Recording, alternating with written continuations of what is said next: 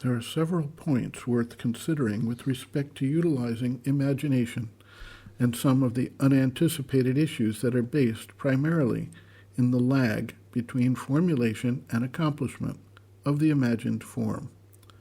Visualization and use of the imagination can act to turn a vague idea or sense into something that can realize itself in action. Every thought form moves out into the world and tries to effectuate itself. If it is weak and transient, the impact may be slight.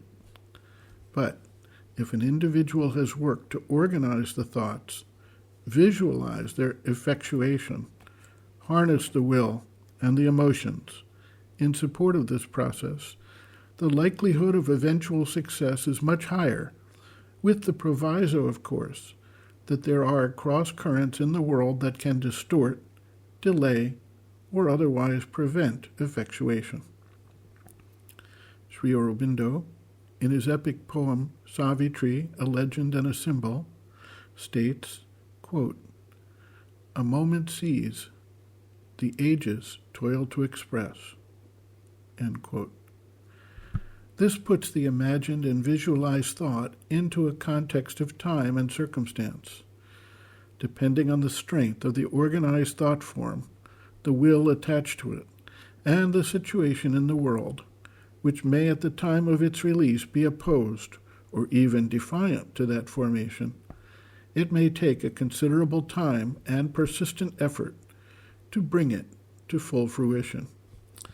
Some of the more significant envisioned changes could take hundreds of years to manifest fully. For most people, who are not necessarily working on major structural changes, the time of manifestation may be much shorter, and the result may be much more aligned with the formation. Yet, given the variability of focus and mind, many people may not attribute the result when it comes to the formation when it was shaped and loosed into the world. Further, many people may actually not want the originally desired result when it actually shows up, as they have changed their circumstance, situation, or focus in the meantime. This comes under the proverb, "Be careful what you wish for, because you may get it." The mother writes, quote, "How many times you sit and become aware that the thought is beginning to form images for itself, to tell itself a story.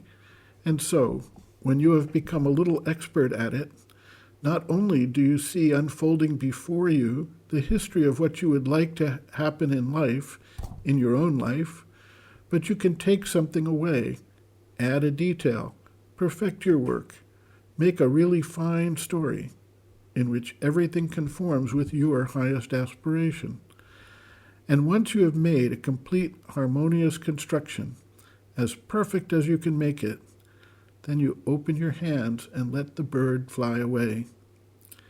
If it is well made, it always realizes itself in the end, and that is what one doesn't know. But the thing is realized in the course of time, sometimes long afterwards, when you have forgotten your story, can no longer remember having told it to yourself. You have changed much, are thinking about other things, making other stories, and the first one no longer interests you. And if you are not very attentive, when the result of the first story comes, you are already very far away from it and no longer remember at all that this is the result of your own story. And that is why it is so important to control yourself. For if within you there are multiple and contradictory wills, not only wills, but tendencies, orientations, levels of life, all this causes battles in your life.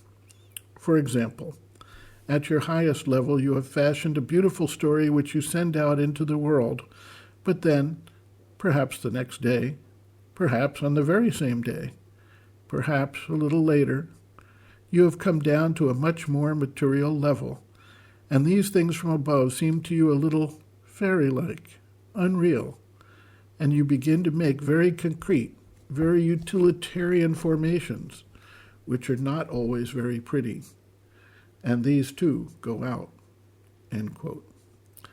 Reference, Sri Aurobindo and the Mother, Powers Within, Chapter 3, Imagination, pages 29 to 30.